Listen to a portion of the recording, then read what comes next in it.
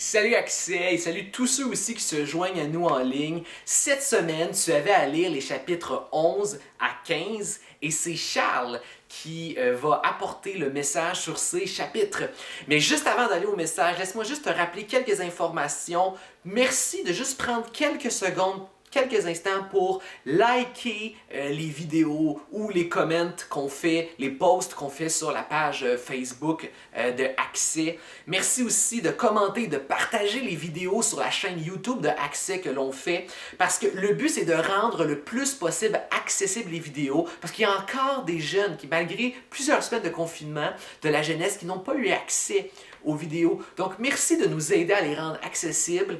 C'est une des façons ensemble de pouvoir préserver et garder encore un lien de communauté et de groupe jeunesse malgré le confinement. Donc, merci à la maison de nous aider en likant, en partageant, en commentant. Manque pas aussi nos rencontres Zoom les vendredis soirs. Et merci pour ton aide. Et j'annonce aussi que la semaine prochaine, je vais apporter un message sur les chapitres 16, 17, 18 et 19. Donc, tu as bien entendu, il y a seulement 4 chapitres à lire la semaine prochaine parce qu'on va garder les 2 derniers pour l'autre semaine d'après. Donc, 4 chapitres à lire cette semaine, 16, 17, 18 et 19.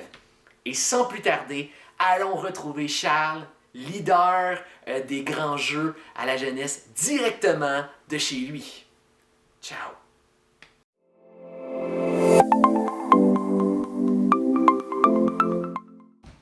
Salut Accès, je suis vraiment content d'être avec toi. Je suis content de t'accompagner dans ton cellulaire, dans ta télévision, dans ton ordinateur, dans ton iPad. Merci beaucoup à Simon de me donner l'opportunité de pouvoir vous apporter la parole de Dieu ce soir ou ce matin avec vous. Vous savez, on est dans le cadre du défi lecture 5-10. C'est quoi ça, le défi lecture 5-10?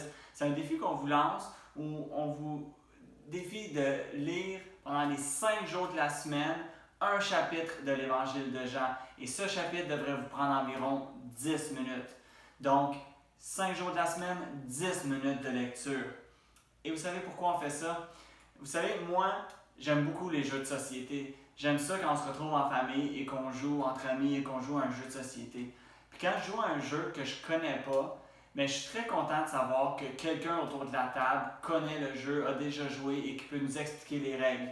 Il peut nous expliquer comment jouer, c'est quoi la stratégie, comment est-ce qu'on fait pour gagner, à combien de joueurs qu'on joue, combien de cartes qu'on doit distribuer. Ça fait que le jeu devient beaucoup plus comprenable et qu'on a beaucoup plus de plaisir ensuite à jouer à notre jeu. Vous savez, c'est la même chose qu'on veut faire avec le défi 5-10. Vous savez, moi j'ai pris le temps cette semaine et la semaine dernière de lire les chapitres 11 à 15 de l'Évangile de Jean et je les ai étudiés et ce que je veux faire c'est vous les expliquer afin qu'ils deviennent simples pour vous et que vous puissiez avoir ensuite beaucoup de plaisir quand vous lisez la parole de Dieu.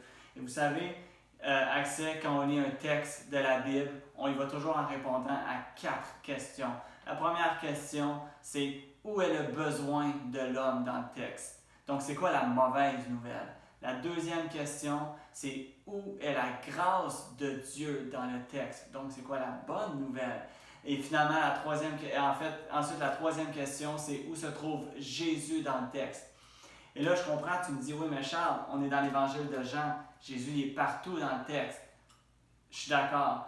Sauf que faut comprendre que quand Jésus fait un miracle, quand Jésus a un discours, quand Jésus a une interaction avec quelqu'un, eh bien, même au travers de ce miracle-là, de ce discours-là, de l'interaction qu'il a avec la personne, eh bien, Jésus nous apprend quelque chose sur sa personne.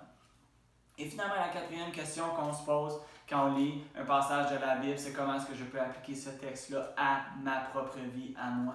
Okay? Donc, ce que moi je veux faire, c'est de passer au travers des chapitres 11 à 15 de l'Évangile de Jean et de simplement, naturellement, de passer au travers de ces 4 questions-là. Okay? Donc, on va voir ensemble comment est-ce que Jésus a donné sa vie pour nous, comment on doit répondre à cet acte d'amour de la part de Jésus-Christ. Et ensuite, on va voir comment est-ce qu'on peut devenir un enfant de Dieu et on va voir qu'est-ce qui se passe après qu'on devienne enfant de Dieu. Okay? Le titre de mon message, c'est Jésus, le chemin, la vérité et la vie. Et on commence avec le chapitre 11.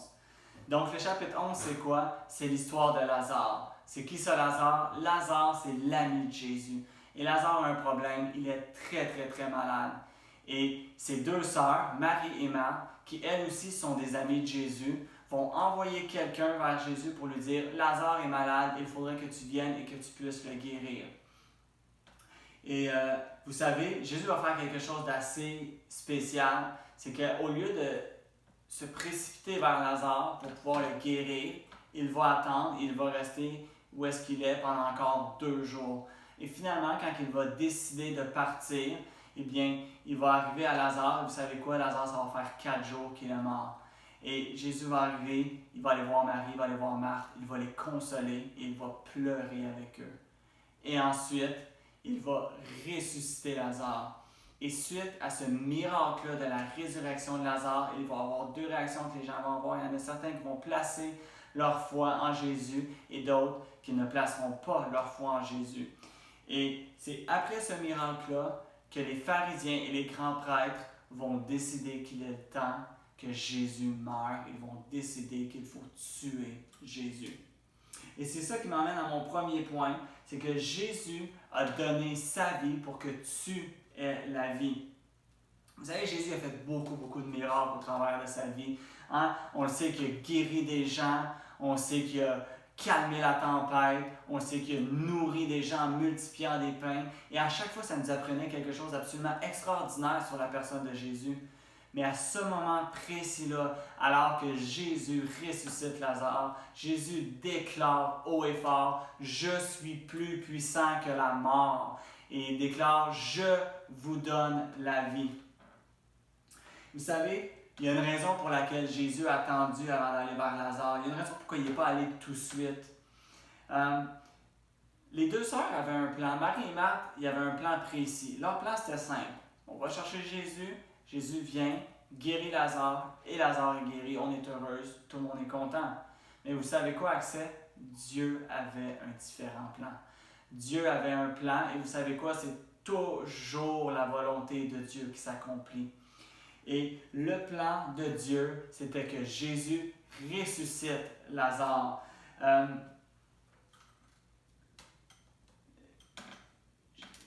Jésus voulait être sûr que tout le monde sache que Lazare était mort. Il fallait que ce soit clair sans aucun doute. Puis c'est pour ça qu'il va attendre que ça fasse 4 jours que Lazare il soit mort avant d'y aller. Il voulait que ça soit clair, que tout le monde comprenne qu'il a ressuscité. Parce qu'il voulait que ça soit clair que Jésus, c'est celui qui donne sa vie pour que toi, pour que moi, pour que nous ayons la vie. Et ça, c'est vraiment une bonne nouvelle.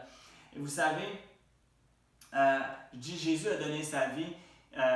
Oui, il a donné sa vie pour Lazare. Parce que vous savez, avant qu'il aille vers Lazare, quand on regarde les chapitres qui précèdent son départ vers Lazare pour aller le ressusciter, ses disciples vont lui dire quelque chose. Ils vont lui dire « Attends Jésus, tu ne peux pas aller à Béthanie. » Parce que la dernière fois qu'on était à Jérusalem, qui est juste à côté, les gens ils ont essayé de te tuer. Donc c'est sûr que si tu y retournes, tu vas mourir. Et vous savez qu'est-ce que Jésus va répondre à ses disciples? C'est absolument extraordinaire. Il va leur répondre quelque chose qui ressemble à « Tant que je marche dans la volonté de mon Père, personne ne peut prendre ma vie. C'est mon Père qui décide quand je donne ma vie. » Bien sûr, ça c'est mis dans mes propres mots. Jésus est en train de dire qu'il n'y a personne qui ne peut aller contre la volonté de mon Père. Si mon Père a décidé que c'est le moment où je dois donner ma vie, eh bien je dois donner ma vie. Et Jésus savait qu'en allant là-bas, il allait signer son arrêt de mort. Il savait qu'après la résurrection de Lazare, les justes se réuniraient ensemble et qu'ils décideraient qu'il faut que Jésus meure. Et vous savez quoi? Il est allé quand même. Quelle bonne nouvelle, accès, de savoir que Jésus a donné sa vie pour que toi et moi nous ayons la vie. Quelle bonne nouvelle de savoir qu'il n'a pas gardé sa vie, mais qu'il l'a donnée. Il aurait pu, Jésus, ne pas descendre sur la terre. Il aurait pu ne pas aller vers Lazare. Il aurait pu ne pas mourir sur la croix, mais il a décidé de le faire quand même, par amour pour toi et moi. Et là, tu me dis, « Ouais, mais Charles, moi je l'ai la vie, je suis vivant. vous savez, la Bible parle qu'il y a aussi une vie spirituelle. En réalité, il y a le physique, mais il y a aussi le spirituel. Et la Bible déclare que nous sommes spirituellement morts. Et la seule manière que tu peux avoir la vie spirituelle, tu peux vivre spirituellement, c'est si Jésus te donne cette vie. Et là, si tu te demandes comment savoir si tu l'as reçu, cette vie-là, ou si tu ne l'as pas reçu, eh bien, le chapitre 12 va nous expliquer la réaction que quelqu'un va avoir, quelqu'un qui va avoir reçu cette nouvelle vie de Jésus, quelqu'un qui n'aura pas reçu cette nouvelle vie. Vous savez, au chapitre 12, Jean va peindre deux portraits de deux réactions différentes. Donc, d'un bord, il va y avoir Marie, la sœur de Jésus, et de l'autre bord, il va y avoir Judas, son disciple. Jésus, c'est un peu comme la troisième loi de Newton. Vous savez ce que la troisième loi de Newton elle a dit? Vous l'avez probablement étudié dans vos cours de sciences, pour ceux qui sont peut-être secondaire 4, secondaire 5. Elle dit qu'à chaque action, il y a une réaction. Eh bien, Jésus, c'est un peu pareil. Jésus, tu ne peux pas ne pas avoir d'action, tu ne peux pas être indifférent face à Jésus. Tu as toujours une réaction face à l'amour qu'il nous démontre. Et c'est pour ça que mon deuxième point, ça va être Jésus te veut. Jésus veut ton amour, ta reconnaissance. Jésus veut ta vie. C'est la réaction qu'il veut que tu aies à son égard. Il veut que tu lui donnes ta vie. Et le chapitre 12 nous montre, se passe en fait quelques jours après que Jésus ait ressuscité Lazare. Et vous savez ce qui va se passer? Jésus il va être avec Marie, Marthe, Lazare va être là, ses disciples vont être là, il va y avoir d'autres personnes autour. Et alors qu'ils sont en train de manger, Marie va venir, elle va prendre un parfum et elle va le répandre sur Jésus, elle va le répandre sur ses pieds et ensuite elle va prendre ses cheveux et elle va essuyer les pieds de Jésus. Ce que Marie est en train de faire, c'est un acte de reconnaissance. Vous savez, Jésus vient de ressusciter son frère. Marie est en admiration devant Jésus, c'est son Seigneur, c'est son Maître. Elle l'aime, elle s'humilie devant lui, elle fait un acte absolument incroyable. Et vous savez quoi?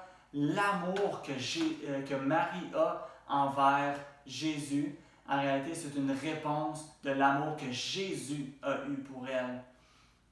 Et donc, on a Marie qui réagit comme ça, qui donne à Jésus, qui répand sur lui un parfum qui est d'une valeur absolument inestimable. C'est un parfum qui valait environ 1 an de salaire à cette époque-là. C'est énorme comme valeur. Et Marie va le répandre tout de même sur Jésus. Et de l'autre bord, on va avoir Judas. Vous savez, Judas, au moment où Marie va répandre le parfum, ce qu'il va dire, il va dire, attends, il dit, pourquoi est-ce qu'on ne prend pas le parfum à la place, on le vend et on donne l'argent aux pauvres? En réalité, Judas n'a aucune intention de donner l'argent aux pauvres. Ce qu'il voulait faire, c'est prendre l'argent et la garder pour lui-même. Judas ne pense qu'à ses intérêts, ne pense qu'à sa propre personne. La Bible dit même que c'est lui qui gérait le portefeuille de Jésus et des disciples et qui volait l'argent qu'il prenait pour ses propres besoins personnels à lui. Et même, vous savez, il va trahir Jésus pour une poignée de change. Donc, deux réactions face à l'amour de Jésus, face à Jésus-Christ. Et vous savez, je pense qu'on doit s'arrêter quelques instants et regarder à comment est-ce que nous, on réagit face à l'amour de Jésus. On ne fait pas souvent ça, c'est comme pas naturel de s'auto-évaluer comme ça face à Jésus, mais c'est vraiment important de le faire. Demande à Dieu de te montrer, de dire, est-ce que je suis plus comme Marie qui s'humilie et qui agit de manière absolument incroyable pour Jésus, pour sa gloire, pour le glorifier, ou est-ce que je suis comme Judas qui veut garder sa vie, qui veut garder son argent, qui veut tout garder pour sa propre vie? Est-ce que tu es prêt à donner ta vie pour Jésus? Et qu'est-ce que ça veut dire ça? Quelques exemples de ça voudrait dire quoi, donner ta vie pour Jésus? Ça veut dire de tout faire dans ta vie pour combattre le péché. Le péché détruit ta vie et c'est de tout faire pour éliminer le péché dans ta vie. Ensuite, Ça veut dire d'aimer parler de Jésus plus que d'aimer ta propre réputation. Ça veut dire de faire une pause dans ta routine, d'arrêter de texter, de Facebooker, de Netflixer, de Instagrammer, de Zoomer, de faire ton sport, de faire un peu de musique, pour mettre une pause dans toutes ces choses-là et de lire la parole de Dieu et de prendre du temps dans la prière. Ça veut dire d'honorer tes parents. Vous savez, c'est ce que Dieu nous demande. Quand il te demande de faire la vaisselle ou de passer l'aspirateur, mais c'est de le faire avec une bonne attitude, de le faire de la première fois, le faire pour les honorer. Puis vous savez quoi? Ça veut dire de passer l'aspirateur et laver la vaisselle sans même que tes parents te le demandent, sachant que ça va leur faire plaisir. Ça veut dire de t'impliquer dans ton église. Vous savez, pas parce que tu fais pas toutes ces choses-là que tu n'es pas chrétien, c'est pas ça que je suis en train de dire. Mais est-ce que tu as un désir de faire des choses qui vont glorifier Dieu? Est-ce que tu as un désir de plaire à Dieu? Si tu n'as pas ce désir-là, eh bien sache que Jésus, il t'appelle personnellement. Jésus veut te donner la vie. Jésus veut te donner ce désir-là de lui plaire parce que c'est réellement ça, la seule et la vraie vie. Si tu veux que Jésus te change, si tu veux qu'il te rende pur et avoir l'immense privilège d'être appelé enfant de Dieu et d'être pardonné de tes péchés, j'ai une bonne nouvelle pour toi parce que le chapitre 13 nous montre comment. Et d'un autre côté, si tu veux en faire plus, si tu veux continuer à t'investir pour Jésus, eh bien le chapitre 15 va nous montrer comment. Donc, ce qu'on va faire, c'est qu'on va regarder au chapitre 13 et au chapitre 15, et ensuite, on va finir avec le chapitre 14. Donc, le chapitre 13 et 15 nous enseignent que Jésus lave tes pieds, Jésus lave ton cœur. Au chapitre 13, c'est le dernier souper que Jésus a avec ses disciples. Jésus est la journée, et quelques heures en fait avant qu'il se fasse arrêter, et il est la veille avant qu'il se fasse crucifier. Et là, il soupe avec ses disciples et pendant le souper, il va se rendre serviteur pour eux et il va commencer à leur laver les pieds. Et ensuite, il va leur annoncer que Judas va le trahir et que Pierre va le renier. Et vous savez pourquoi Jésus va laver les pieds de ses disciples? Bien, à cette époque-là, les gens se promenaient en sandales et les routes étaient très, très poussiéreuses. Donc, les gens avaient les pieds extrêmement sales. Et c'était coutume que quand quelqu'un te recevait chez eux, qu'il pourvoie un serviteur qui allait te laver les pieds. Et Jésus, ce qu'il va faire, c'est qu'il va prendre la place de ce serviteur-là. Il va laver les pieds à tous ses disciples. Et Jésus va laver les pieds de ses disciples pour deux raisons. La première raison, c'est pour nous montrer l'humilité qu'on doit avoir les uns envers les autres, le service qu'on doit avoir les uns envers les autres. Il va leur dire, chapitre 13, versets 34 et 35, « Je vous donne un commandement nouveau, que vous vous aimiez les uns les autres, comme je vous ai aimé, que vous aussi vous vous aimiez les uns les autres. Si vous avez de l'amour les uns pour les autres, tous sauront que vous êtes mes disciples. » Donc la première raison, c'est qu'il veut nous démontrer, il montrait par l'exemple à ses disciples qu'ils devaient se servir les uns les autres. Et la deuxième raison, c'est que Jésus il a une leçon spirituelle, il veut leur montrer quelque chose à ses disciples, il veut nous enseigner quelque chose. Puis ça, on va le voir dans l'interaction que Jésus va avoir avec Pierre. Vous savez, Pierre, moi, là, je l'aime énormément dans la Bible. À chaque fois qu'il est là, c'est toujours intéressant. Il est imprévisible, il est spontané, il ne réfléchit pas avant de parler. C'est toujours vraiment le fun quand Pierre il est là. Et là, Jésus va arriver pour lui laver les pieds, puis Pierre ne voudra pas que Jésus lui lave les pieds. Et voici ce qui va arriver. Donc, il y a Simon-Pierre qui lui dit, « Toi, Seigneur, tu me laves les pieds. » Jésus lui dit, « Ce que moi, je suis en train de faire, tu ne le sais pas maintenant, tu le sauras après. » Donc, il dit, la raison pour laquelle je te lave les pieds, il dit, tu ne peux pas comprendre, mais tu vas comprendre plus tard. Pierre lui dit, « Non, jamais tu me laveras les pieds. » Jésus lui dit, « Si je ne te lave pas, tu n'as pas part avec moi. » Simon-Pierre lui dit, « Alors Seigneur, pas seulement mes pieds, mais aussi mes mains et ma tête. » Ce que Jésus est en train de dire, c'est que si tu vas avoir part à mon ministère, si tu veux pouvoir être associé à moi, eh bien tu dois me laisser te débarrasser de toute ta crasse. Et vous savez, les pieds sont extrêmement sales, mais les pieds sont une démonstration extérieure de ce que tu as à l'intérieur. Accès, ton cœur est extrêmement sale. Et Jésus est en train de dire, si tu veux avoir part à mon ministère, si tu veux pouvoir être appelé mon enfant, mon frère, tu dois me laisser te laver le cœur. Et vous savez, Pierre va laisser Jésus lui laver les pieds. Et en fait, Pierre va laisser Jésus lui laver le cœur. Et ensuite, Pierre va produire énormément de choses pour la gloire de Jésus-Christ. Et c'est ce qui m'amène au chapitre 15, où est-ce qu'on va voir justement comment est-ce qu'on peut porter du fruit comme Pierre. Donc, on se demandait, suite à comment est-ce qu'on peut porter du fruit comme Marie, comment est-ce qu'on peut avoir des réactions comme Marie. Mais premièrement, c'est de laisser Jésus laver ton cœur. Et deuxièmement, c'est de tout simplement de rester attaché à Jésus. Chapitre 15, Jésus va dire une parabole où est-ce qu'il va se décrire comme étant la vigne. Et il va décrire le Père comme étant le vigneron. Et nous, qu'est-ce qu'on est? On est le fruit qui est attaché après la vigne.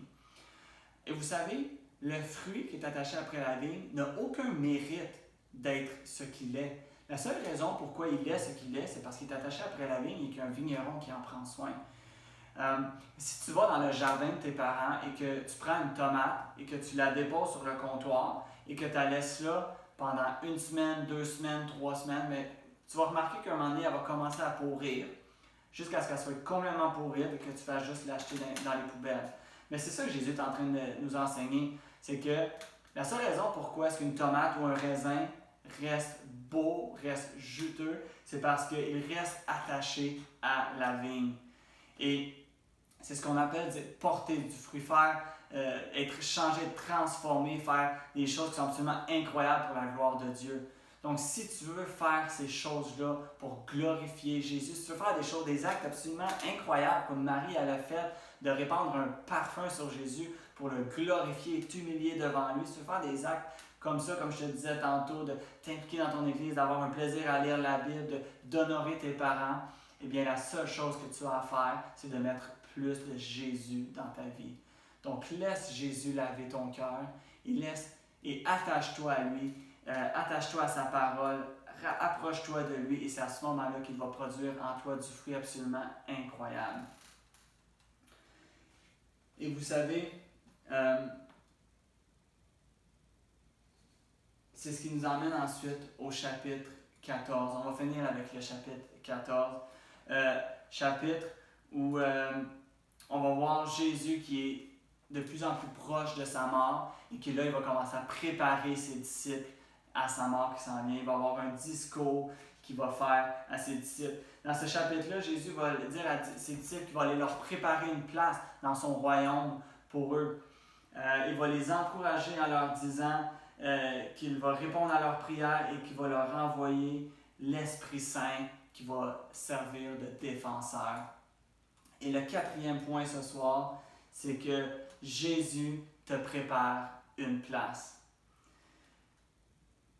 Jésus t'aime plus que tu ne pourras jamais l'imaginer, Axel. Jésus, il t'aime, il a donné sa vie pour toi, il te donne les outils pour pouvoir le glorifier.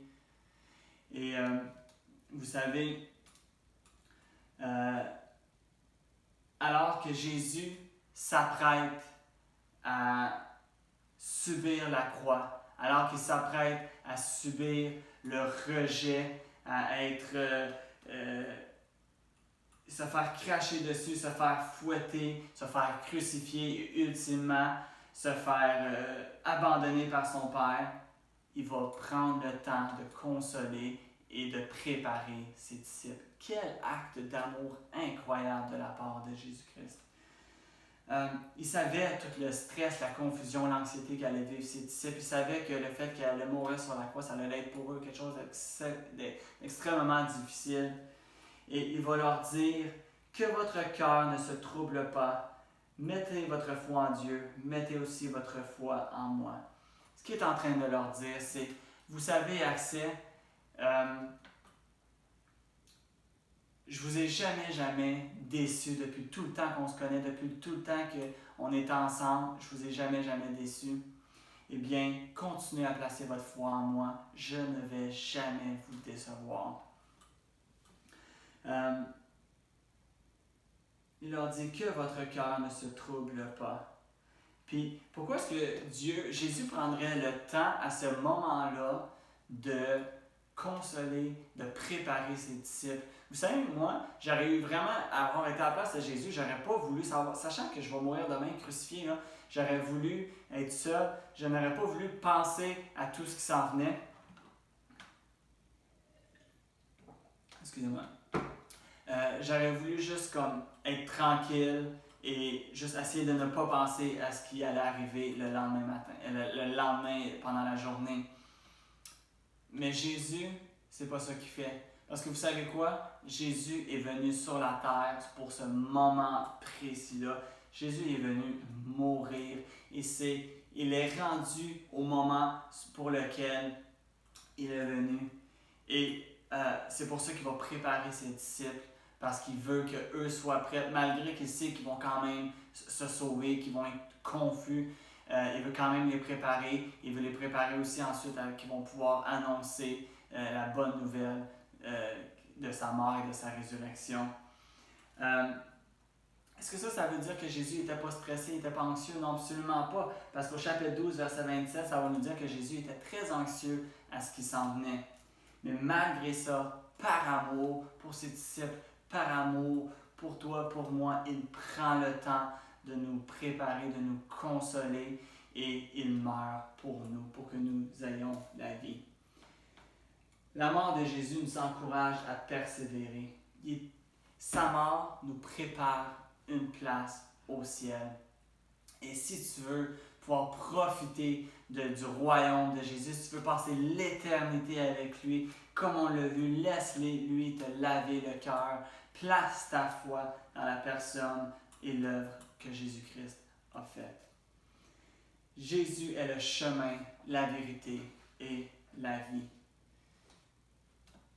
Reconnais que comme Lazare, tu as besoin de celui qui donne la vie. Vous savez, Accès, on a besoin d'accepter ce cadeau inestimable qui est Jésus qui nous donne la vie, qui nous lave de nos péchés, qui nous purifie et qui ensuite nous fait faire des actes d'amour, des actes qui vont le glorifier et des actes d'amour envers nos prochains. Et si tu as déjà décidé de placer ta foi en lui, reste attaché à lui. Comme on l'a vu, un raisin qui reste attaché à la vigne, reste attaché à Jésus-Christ. Il va produire en toi du fruit absolument incroyable. Fais-lui confiance alors qu'il y a tellement de choses qui sont incertaines. Jésus ne te décevra jamais. Jésus n'a jamais déçu et il ne décevra jamais. Tu ne sais pas quand est-ce que tu vas retourner à l'école. Tu ne sais pas quand est-ce que tu vas revoir tes amis. Toutes ces choses-là, on l'ignore en ce moment.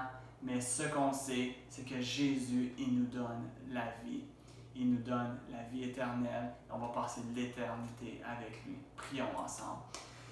Merci Seigneur Jésus pour ton acte d'amour, Seigneur. Merci d'être descendu sur la terre et de nous avoir donné la vie. Merci notre Dieu, parce qu'on sait, Seigneur, que sans toi, on ne peut rien. On a besoin de te laisser nous laver, Seigneur. On a besoin de te laisser nous laver le cœur, Père éternel. Et on sait que tu vas produire en nous du fruit, tu vas produire en nous des actes d'amour, Seigneur, pour ta gloire et afin que les gens puissent voir à quel point tu es merveilleux, tu es extraordinaire, Seigneur. On s'humilie devant toi, Père éternel. Et on te donne toute la gloire. On te remercie pour qui tu es. On te remercie pour ce que tu fais, Seigneur Jésus. Merci pour ta mort. Merci pour ta résurrection. Et Accès ensemble, on dit Amen.